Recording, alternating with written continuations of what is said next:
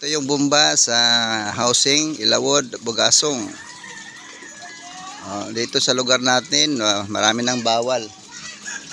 Bawal maglaba, bawal maligo. Wala pa namang certification dito. Shout out sa lahat. Sa housing Ilawod, Bugasong. Bawal ang maglaba. Wala pa namang maayos dito na governance, mga ano. Ito, kawawa yung mga tao o gobyerno, BBBM, mga mayor dito sa Bugasong, kapitan.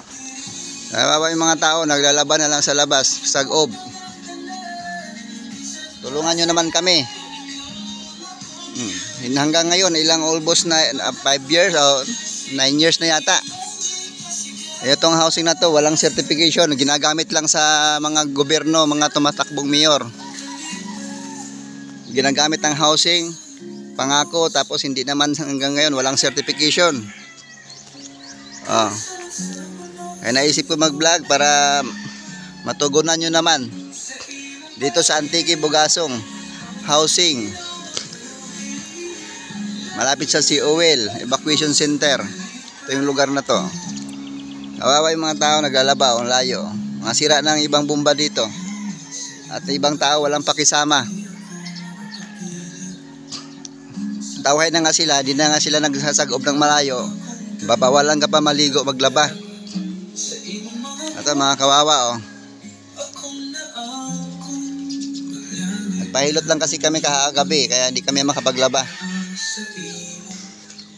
Ano nangyari dito sa ating barangay, gobyerno?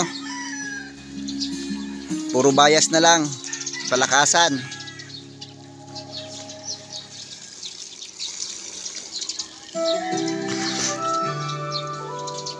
Sana matugunan ng ating kapitan.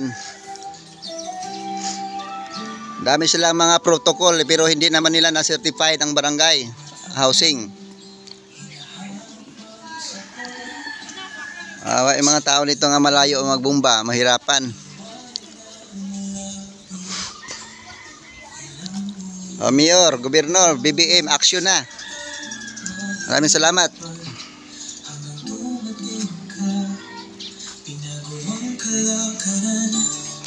Lalaba kawawa yung may mga karamdaman, hindi makahakot ng tubig, bigat, may sakit, malayo. Maraming salamat.